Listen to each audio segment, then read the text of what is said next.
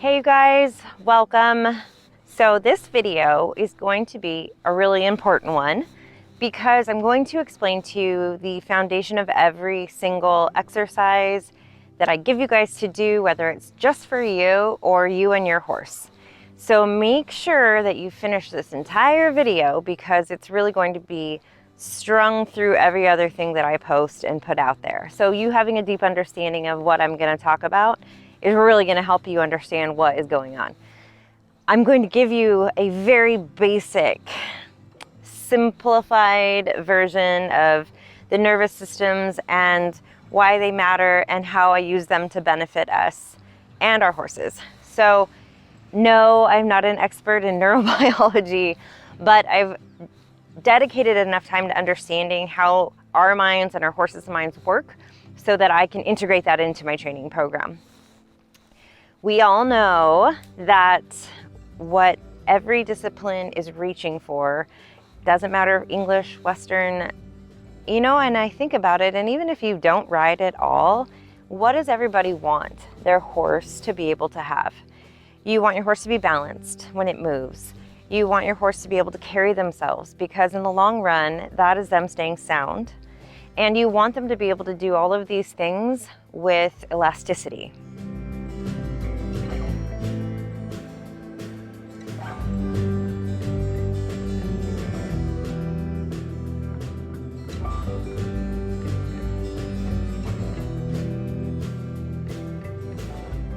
Bottom line, every performance issue, every behavioral issue that comes up has the theme of there is tension.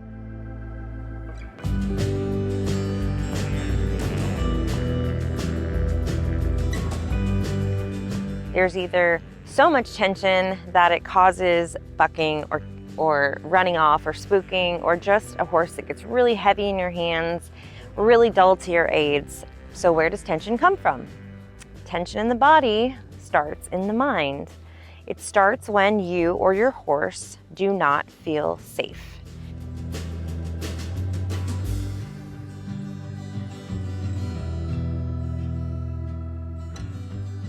Whether it's in that moment or it's a situation that has happened that has triggered them to hold on to that for survival purposes, or it's something that happens on a regular basis that we're completely unaware of. First priority, the awareness piece. It's huge. If you just put yourself in a scenario where you're thinking about something that really stresses you out or really scares you, what happens to your body? Just put yourself in that moment. Usually, our jaw will tighten, our body feels like it closes off and retracts, and that's exactly what happens to our horses when they do not feel safe. Well, what is something that could have happened that is causing my horse to not feel safe? Because I don't know of a thing. And it can be a big trauma, like maybe they were tied and something fell over and they had a really big pulling back incident, or a rider with very, very unsteady hands that's bouncing in their mouth constantly. So they learn that they have to protect their face. So there's a story there. There's a story that I need to protect myself. And if you think about holding that level of stiffness and tension in your body on a regular basis, what does that do to you? It creates chronic lameness, it creates chronic pain, it creates sickness in our bodies, disease. These are all things that come from chronic stress. And this is why it's so important that we understand this and look at everything that we're doing with our horses from that lens. Is this something that is creating a safe space for them right now? Or is it something that is causing them to push away and keep themselves safe, however that looks for them? So now thinking about, all right, so maybe there is stuff going on, either all the time or a big thing that's happened. I'm aware of that. I ride my horse and I know how he hangs on my right rein or doesn't move off my left leg. And we have to start thinking about, well, what's the next step? Now that we're aware of it, now that we understand, well, there's a story and this is why this is happening, what do we do about it? So this is why it's so important to talk about the nervous systems and understand them, even if it's just a really basic level. What does the nervous system function? What does it do? Why do we have them? Essentially what it does is it controls the autonomic system in our body. What is that? That's the stuff that you can think of that happens automatically without us thinking about it. So our heart beating, us breathing, blinking, all that stuff that happens without us actually paying attention to it, but is stuff that if we did not do, we would have major issues, like possibly not be alive anymore. That's the stuff that our nervous systems are tied directly into. So parasympathetic nervous system. We'll talk about that one first.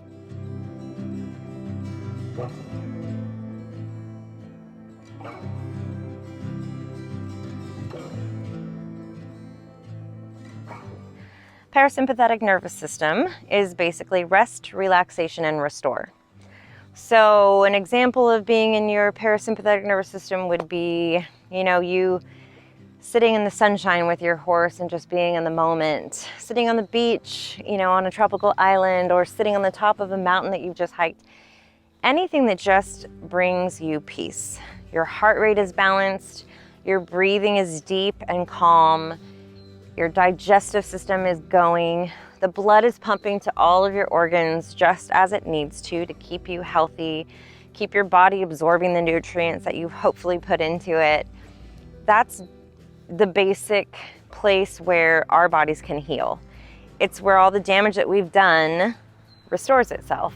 So what does the parasympathetic nervous system look like in a horse? A lot of different things can tell you that that's where they're at. Their head will drop. You can see their eyes will start to blink slower. They will lick and chew. They'll give you those big releases where they yawn and really stretch out their jaw and their tongue comes out. They can rest their foot. Anything that you kind of inherently know, this horse must be relaxing. So the next one we're going to talk about is the sympathetic nervous system. Sympathetic nervous system is essentially what is activated when they feel threatened, and us as well. So there is a fight or flight response that needs to happen. They perceive danger, and initially what will happen is there will be a freeze. And you've all seen this before when your horse spooks at the bag flowing by, or there's a bike off in the distance. Their initial response is freeze, look at it, assess it. If they have a healthy, well-balanced ability to regulate themselves, once they assess it and realize that's probably not anything that's going to get us, they will go right back down to eating. So it's a cycle, and it's a cycle that our bodies are meant to go through. So what will happen in that nervous system is the blood will pump to the heart so that the heart rate can be more rapid and the blood flow can go to the extremities in case they have to fight or run. The other thing the blood does is it expands our lung capacity so that if we have to run or fight, we can sustain that.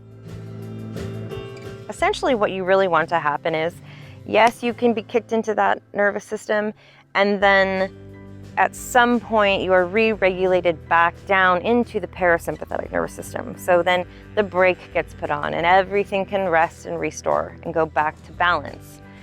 The problem is that a lot of times we and our horses will live in a low-lying state of stress just from our lifestyles. And that buildup and the accumulation of that is what then becomes an issue for us. So the deal with that fight or flight state is that all of those hormones come rushing down into our body and prepare us.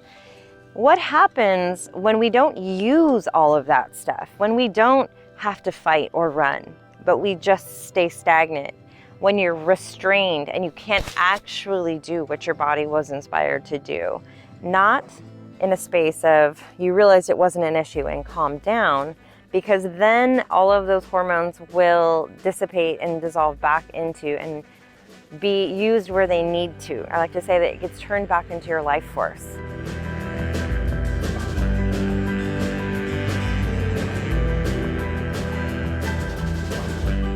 So if there is a situation where that fight or flight is activated and the horse is restrained, like tied up or held tightly, what can happen is that they can get stuck in a freeze mode.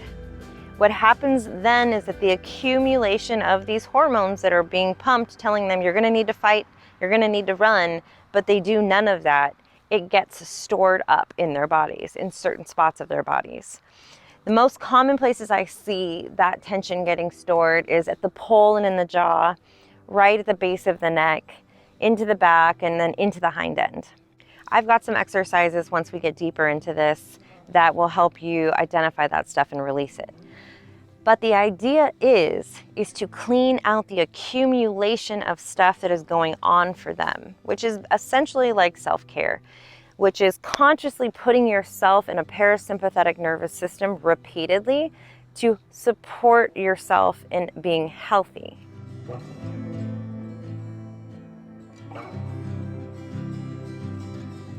What does that look like for you? If you don't know, I would definitely look deeper into that. Is it yoga? Do you run? Is it being in meditation? What is it for you that puts you consciously into a state of calm relaxation that allows your body to restore itself after being stressed? How you can think of that is like a pan, brand new pan. This brand new pan cooks so good in the beginning. It's a clean slate. What happens if you don't wash this pan after cooking it 6 or 7 times? Honestly, all pans are made different, and all horses' capacity to hold stress is different. Same with us. So think about that pan. Think about every time you cook on that pan, it's a little bit of a stressful situation. Every time you cook, it's, maybe it was feeding time and that caused them stress. Maybe their buddy was leaving the stall, that caused them stress. Maybe you hauled them to a show. Maybe they got sick. You're cooking on that pan, you're cooking on that pan. Eventually, if there is no conscious space for the horse to release some of this accumulated stuff, the pan will catch on fire.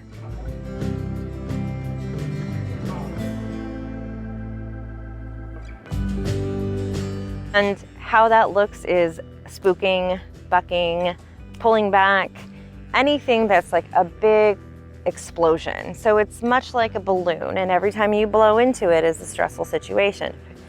The letting the air out slowly and consistently is what keeps the balloon from popping. So if you just keep filling that balloon, everybody has their breaking point. What I like to remind people is that horses do not spook out of nowhere. Okay, you always hear people say, I don't know, we're just walking in the arena and a leaf blew in and my horse completely lost his mind. There was an accumulation of stuff happening that you just weren't aware of. And that little leaf blowing through helped him pop that bubble. And usually right after that happens, there's a big relaxation and a release because something needed to relieve all of that pressure. The best way to do it is to do it in an active, self-disciplined way where you have a practice of doing that for yourselves and for them. A lot of that stuff happens in the groundwork, and that's really what I use it for. It's not to tire them out, it's not to chase them around the round pen, it's not to get their energy out. You guys, we want their energy. We want them to have energy to perform for us. What it is it's getting their mind in the right space. It's giving them those releases so that they don't feel that buildup of tension and accumulation, so that they can perform for you and they can focus and they can understand better. A big part of understanding the nervous systems is when you start to go in and teach them stuff, when you start to go in and go into spots of their body where they are triggered to hold that tension, you have to understand that they cannot absorb that it is a safe thing unless you give them time to switch back over.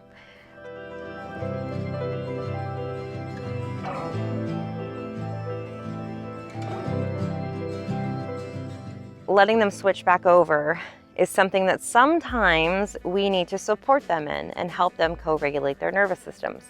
So horses living in the wild do that for each other. Horses that are living in an unnatural state that we've put them in sometimes lose the ability to do that for themselves. So it is our responsibility to do that for ourselves first, because you cannot give that which you do not know how to experience for yourself, and then support them in relearning how to do that on their own. They do get to a place where they can give themselves releases again, but sometimes, depending on the horse and depending on the situation, you've got to step in and help them a little bit.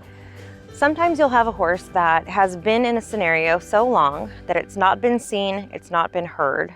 What does that look like for a horse? When you have a horse that misbehaves or isn't doing what you want, usually it is because they do not understand what you want. A lot of trainers, including myself for a really long time, looked at that as misbehavior, looked at it as they weren't trying hard enough. And it's embarrassing that I think about it now. And typically, The response was more pressure until they figure it out and then give them a release. Well, you guys, if a horse is telling you they don't understand and it shifts into a place where they don't feel safe expressing to you that they don't understand, that, my friends, is diving into a murky space of shutdown. Shutdown can look anything like dull in the mouth, dull to the sides. It can go as far as having a horse that just seems like they don't have a personality anymore. They don't buck and they don't kick and they seem to be obedient, but where are they? It's like they're void and gone. And if you're at a point in your life where you're looking for a partnership with your horse that serves both of you, where your horse, if it had a choice to be near you or away from you, you would want them to choose to be near you. Those are the relationships I think we're reaching for at this point. So when you think about it like that, no, just because you have an obedient horse that doesn't do anything wrong, that you can put 6 different kids on in one day to teach lessons and they go round and round and never ever do anything bad, that's one thing. And if you're in that place, that's fine. But I think if you're here, you are reaching for something deeper than that. Those horses that physically shouldn't be able to do the things they do in competition, or X-rays show one thing and it shows they should be lame, but they're not. You guys, that stuff is legit and it's real, and it comes from a next level relationship and a next level understanding. So when horses are repeatedly in a scenario where they start to disassociate from their physical body because it is actually uncomfortable for them to be in it, is a real thing. Like, they numb out. We do it as well. So the next part about, well, when we start to dive into it a little bit deeper, is identifying where is my horse holding this stored trauma or this stored energy that needs to be released. A lot of times when you start to get into that stuff, what happens is you even physically putting your hand in that space and bringing awareness to it feels incredibly unsafe to them. It will bring out reactions of pinned ears, of kicking, of trying to bite. So the importance of you guys doing the work for yourself so that you can reach such a deep level of empathy that you are not triggered by any of those behaviors is imperative. Because when we start to activate that stuff, we need to be able to hold space in a way where we're not going to be triggered to be defensive. Most reactions from your typical trainer, if a horse was to try to bite you, would be to smack it. I'm telling you that most of the time, the biting comes from a horse that at some point in its life was trying to learn how to connect, and that's their way of connecting. And at some point, we're smacked enough times where they actually will disassociate from the feeling in their face. And when you start to bring awareness to those spaces, it feels very uncomfortable and scary for them. What we do is we find the spots that are triggered, we stay with them in a space of complete calm and grounding and balance, and we let them go through all of the things that they have wanted to go through, the biting, the I don't like this. They get to tell you everything, and you do not react, you wait. On the other side of that is a switch over. It's a lick and a chew. It's a new neural pathway that's built. When they really realize, oh my gosh, I just got to express how I feel about this and I wasn't reprimanded. It stayed safe from me. That is when you start to really deepen a connection at a next level. We have some simpler exercises that we start with that we don't get right into their stuff first. We establish a baseline that we can work from. So what are we reaching for? Total mind, body, spirit connection with them, and more importantly, with ourselves.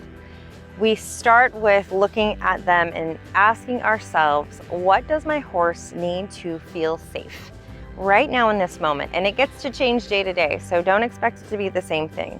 You have to check in every day and sometimes every 5 minutes, depending on where your horse is at. What does my horse need to feel safe? So for a horse that is in the round pen and doesn't want to move forward, I would say this horse needs to know it's safe to move its feet and safe to move forward. For a horse that doesn't want to bend left to right, I need this horse to understand it's safe to be vulnerable. It's safe to allow me to manipulate its body. I am a safe person that is tuned in enough to be aware of when there's something that needs to be addressed or the horse is confused. For a horse that wants to run or doesn't want to stand still, they need to know it's safe to be still. At some point in their life, they learned that this was not an accurate story, and they're just running on autopilot. So we need to firstly tap into that. The next thing that we do when we identify that is we put them in that discomfort. And like before, we hold space in a non-judgmental, very neutral way and let them experience the discomfort of the thing they think is not safe until they can switch over and really realize, oh, wait a minute, nothing bad happened. There is a lot of waiting around. Most of the processing and deep understanding and deep releases come in stillness. This is the hardest part for people because stillness to us feels like nothing is happening. You guys, that is where all of the magic happens. It is also why a lot of my videos aren't super exciting. You know, do I skip the things that make horses uncomfortable? Absolutely not, because you and I both know that growth comes from discomfort. But what you need to recognize is that your responsibility in this is to be very, very self-aware. They are going to feel our energy, and that is what they're actually going to respond to. The deepest part of all of this for us in our mind is doing the work for ourselves and having no judgment around where we are. So you guys will learn that it does not matter where you're at. It doesn't matter if you've had a bad day. It doesn't matter if you're pissed off, frustrated, angry, happy, joyous, having the best day ever. None of that matters, because within that, as long as you are not judging where you're at, the tension will leave your body. Tension comes from judgment, okay? Tension comes for us in scenarios where we think we shouldn't feel a way. And so in that, just think about it. I shouldn't feel this way. Just me saying that tenses my body. You know, so having the ability and exercises and tools to go, this is how I feel today, and I'm a human being and that's where I'm at, and that's totally fine. So now let's get to work. That acceptance actually releases the tension in your body and allows you to feel safe to them. The body piece comes from that next level, understanding where the accumulation of stuff is being stored for us and for them, and diving into that place. Honestly, the first part is the most important part, because I would not advise you tapping into places that trigger them to feel upset or vulnerable until you really have yourself managed.